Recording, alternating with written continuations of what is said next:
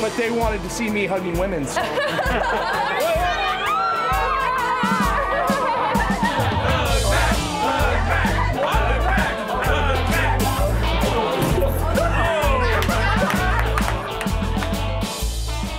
Watched wrestling as a kid, and then I got out of it in college, when I was going to college. Had only seen one live event. It was an awful show from the big leagues, in which it was clear the wrestlers didn't want to be there.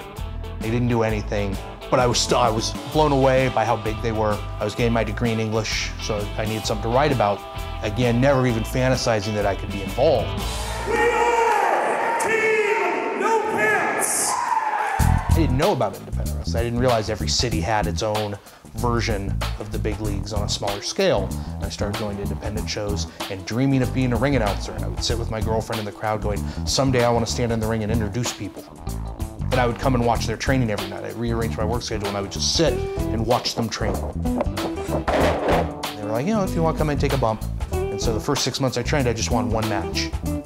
I was 30 at the time, so I had no illusions of being an active wrestler. I just wanted to be able, then I'd go back to being a ring announcer. And then I had that match, and it was a drug addiction. This is my life, you know what I mean? I don't have other interests, I don't have other hobbies, so I live for this.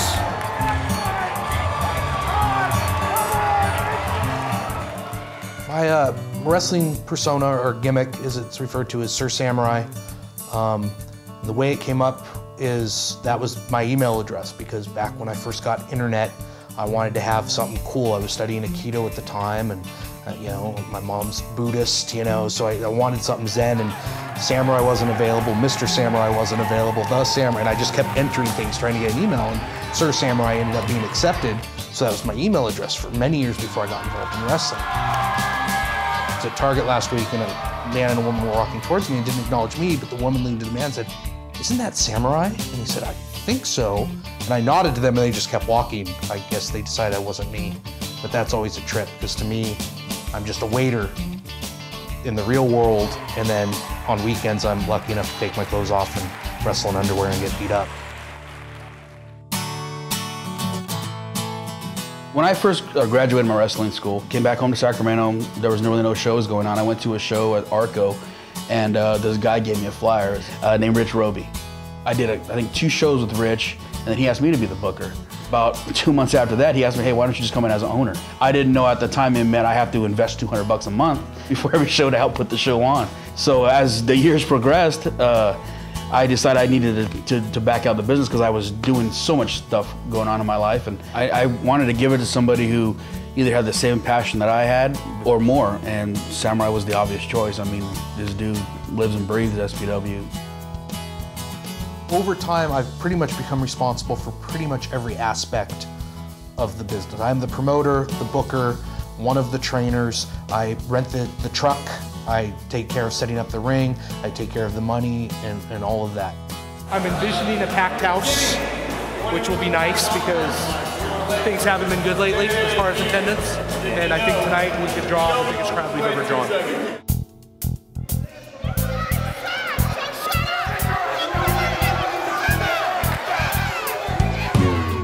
Professional wrestling it's its own unique thing. You can compare it to drama, you can compare it to cinema, TV, or whatever, but the reality is it's a combination of so many different things.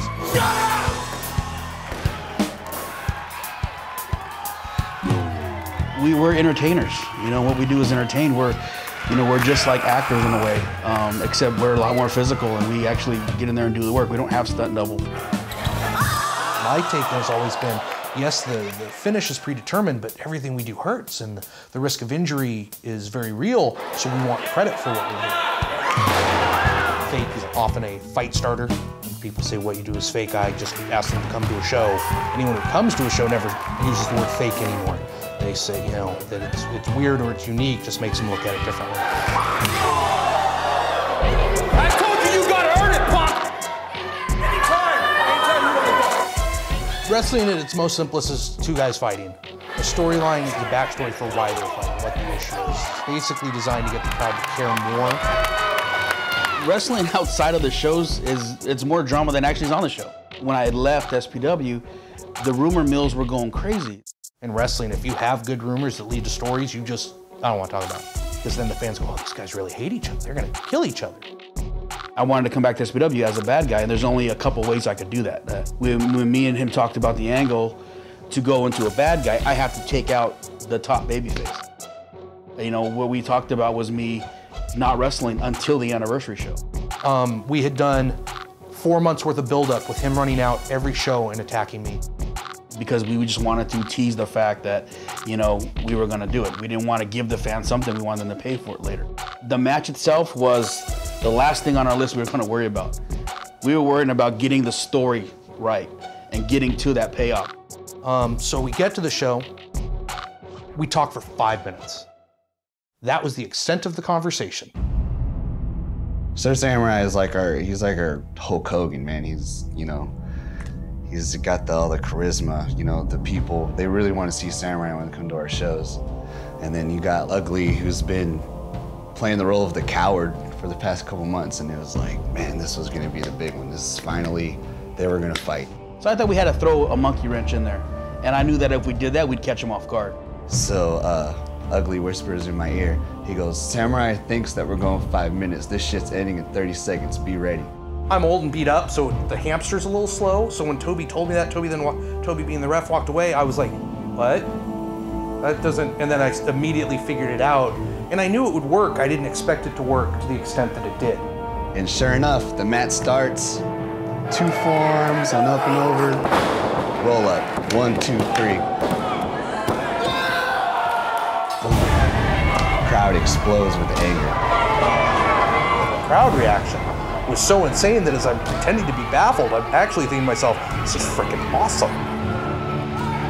Everybody stood up and was yelling at us and cussing at us, and they were throwing pieces of their hot dogs at us and shit. You know, and Samurai played it off well. He was sitting there like, you know, didn't know what was going on, and a couple fans even say, oh, that's stupid. Why would you end a match that way? And I remember looking at the faces and the people just being so pissed off. And I'm like, man, these motherfuckers about to riot. I couldn't hear it. I thought, I got big ears, and I couldn't hear after I could chant Samurai. You know, chant Samurai, because, you know, that's how over he is. He celebrates on the floor with Riv and Levi.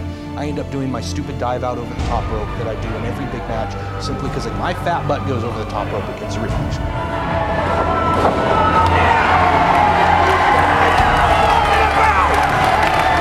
Back in the ring, grab the mic, say, Ugly, let's wrap this up once and for all. You say this is your company? I say this is now! You've been in this ring, my ring! You faced me one-on-one. You win, you can have SPW. You can have the company.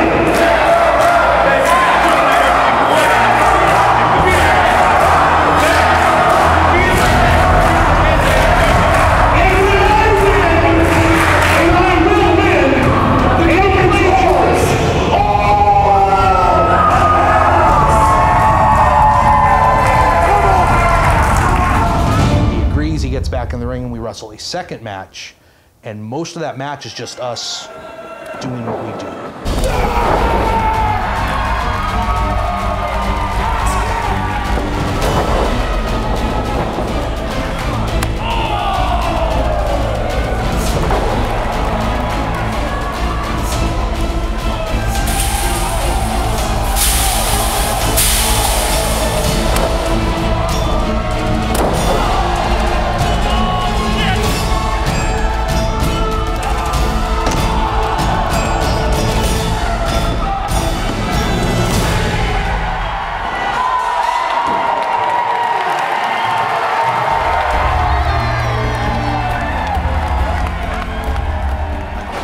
Fans chant my name. I appreciate it. I don't like me. I'm not fond of myself at all. I don't see why, you know, 50 people stand up and make signs and buy my shirts, because I suffer from depression, and there's many a night where I sit in my apartment alone thinking, if I died now, no one would care. But at that moment, I realized that SPW was still not only alive, we were in a really good space, and I was a part of it. I was in tears at the start of the match because the crowd was so into it.